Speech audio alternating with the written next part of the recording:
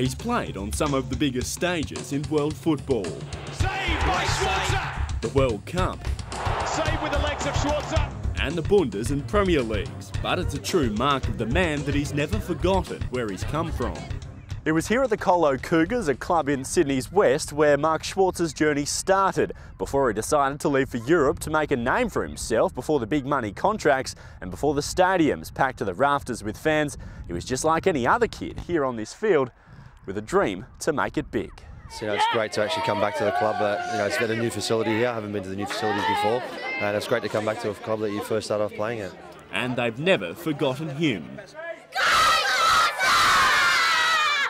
Helping kids like these is one of his bigger goals, and he's doing it with a new children's book called Megs and the Football Kids. It tells the story of Megs Morrison, an English migrant kid who finds it tough in a country where the locals call football by the strange name of soccer. And I just basically thought, it was a great idea. I've got two children myself, and I know how difficult it is to encourage, especially my son, to keep reading. So we're looking at aiming at this sort of audience between 9 and sort of 14 years old to help them at least encourage kids to read. Schwarzer's had a remarkable career so far. The man who captained him at high school remembers a kid as humble as he was skillful. Although he was a standout on the field, and you could always notice him because he was a foot taller than everyone else, he was just one of the boys. He's a nice bloke. Were there ever those moments of doubt? Of course, yeah. I think everyone has moments of doubt, so I definitely had it. And, I think it was only probably when I was about 21, 22, when I was in Germany, and there was times where I'm not playing. I had a lot of doubt that maybe it wasn't going to work out. But you got to stay focused. You got to be persistent, and if you work hard enough, most times things happen for you, and everything went well for me. After catching up, the focus is on the Asian Cup. The expectation on the Socceroos to win is, according to the man himself, not overwhelming.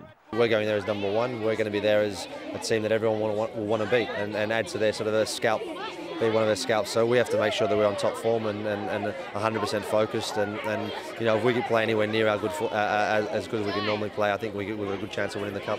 After the tournament, his club future will need to be sorted out.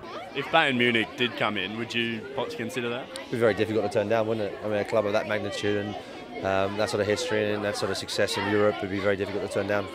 The A-League's not an option yet, but when he is ready to come home, Sydney FC might need to prepare a place. Well, my wife's already said that she's not going anywhere other than New South Wales or Sydney. So from my point of view, I suppose the first and foremost would be a Sydney. But failing that, there'll always be a spot in goal for the Colo Cougars over 35s, the club where he's now a life member. Yeah, I've been offered that a few times already, so I don't think I'm past that as yet. And if I reach that level, then obviously that's obviously an offer that I can consider.